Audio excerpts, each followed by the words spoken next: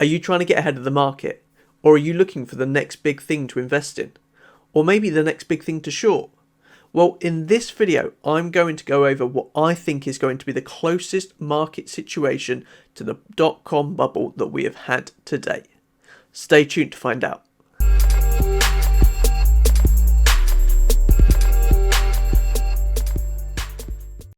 Hello and welcome. I'm Wayne from WES Investments, bringing you stock market news, portfolio updates, and training on how to make money in the market. If you're new here, consider subscribing and check out the links in the description below for other options on learning, such as the training packages in my Patreon, or just support this channel by joining the Discord chat package. Another way to support this channel is to use the Amazon affiliate link below. If you plan to make a purchase on Amazon, just use that link and it gives us a nice little kickback. Now the boring bits first. I'm not a financial professional. This is not financial advice. Pause this video, read this bit of script and carry on. Now what do we know that happened with the dot-com bubble? There was a lot of excitement about new technology that was going to change everything. And it meant that anyone that did anything with this new technology received a huge boost. A business only needed to be rumoured to be going online and they would have had their share price rocket. Now obviously the internet is, in my opinion, the most important invention in the world today. Almost every aspect of our life is now touched by the internet, and it has made incalculable benefits to existing businesses as well as creating so many more new jobs.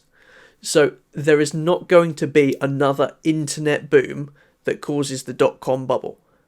Because at the moment there is no technological advancements that will be anywhere near the level that the internet is. However, what we can see is in some industries where people are getting very excited and are happy to just throw money at these businesses if they mention specific keywords. And this is where we can see movements that are similar to the dot-com bubble. Because what happens is that people get excited about this new technology. They see a company that's doing very well with this new technology and they think that this just means that anyone doing this technology will be successful. So when we look at the dot-com era, we see examples of a huge number of search engines that just popped up. In the early days, there was little to distinguish them from each other. Everyone had their own opinion on which one would do best, and you can bet that any search engine company was able to raise money fast and find plenty of people to help partner with it. They didn't need to be good. They didn't need to be making a profit. They just needed to be able to sell the idea of the product to the inventor.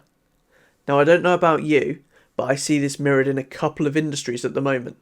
But there is one specific industry that is really standing out to me, and that is the electric car market. Now, I'm willing to bet you that if I went out and hired a great salesman to be the CEO and face of my company, and I was to tell everyone that this was a electric car company, I'd be able to raise cash really quickly, get some potential orders, and even possibly IPO the company. Because at this time, it really does not take much to be able to do this for an electric car company. Nikola is a perfect example of this. It's a company that quite literally has nothing going for it. That it's trying to leapfrog itself into some huge business. But Nikola isn't actually the only one. There are countless electric car companies now coming out of the woodwork. Think of the time before the electric car boom. How many new car companies did you hear of? There was hardly ever any new car companies because they would be beaten into submission by the big boys and either go bust or get bought out. It is so expensive to build a new car in mass production. Now consider these new kids on the block are trying to do this with new technology, which makes it even more expensive. On top of that, the old gits in the industry, like VW and Toyota, are now pushing harder than ever into the EV world, which will make it even harder for the new guys. So what do you think is going to happen in the future?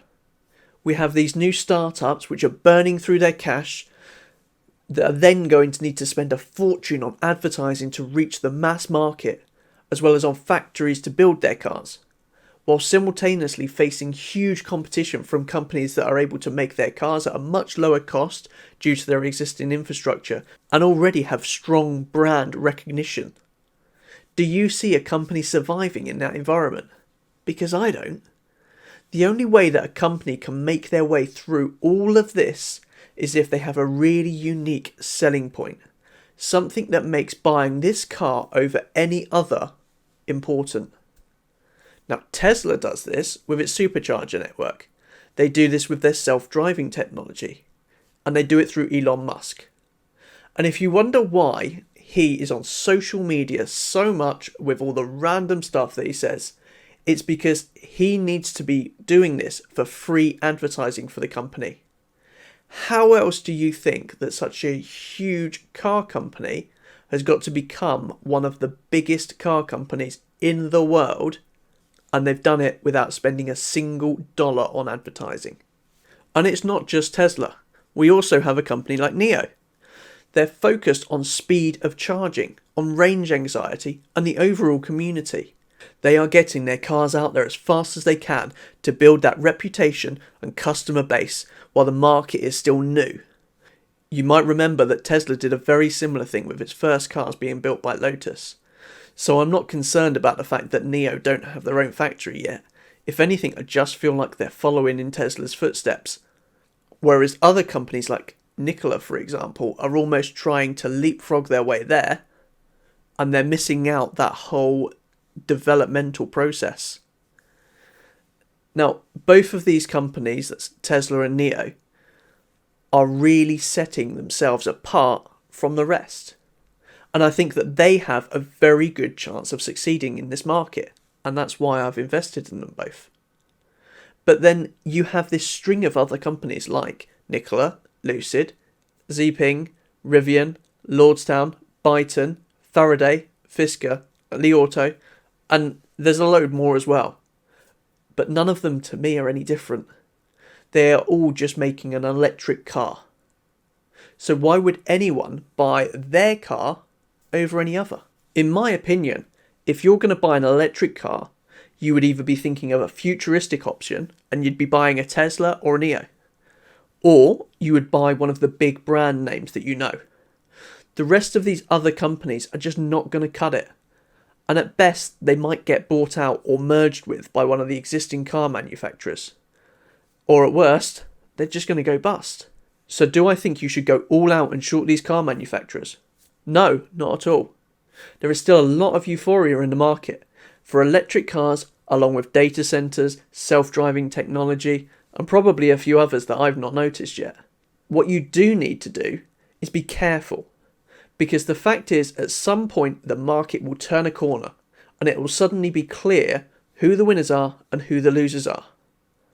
And what you need to do is to stay on top of this and make sure that you are on the winning side, because you do not want to be stood there holding a stock when the stock market suddenly realises that it's worthless. And just because some of you out there might be thinking that the likes of Nikola is worth investing and that hydrogen is going to be a big thing, I hate to break it to you, it won't. Just pack up that idea, tie a little bow on it, and bury it in a time capsule. Because in 10 years' time, you're going to dig that up and you're going to have a good laugh at that time when you thought hydrogen was going to be the future. Now, on a serious note, I hope that you've enjoyed this video and I hope that you found it helpful. If you have, then please consider supporting this channel through my Patreon using the links below, and I'll see you in the next video.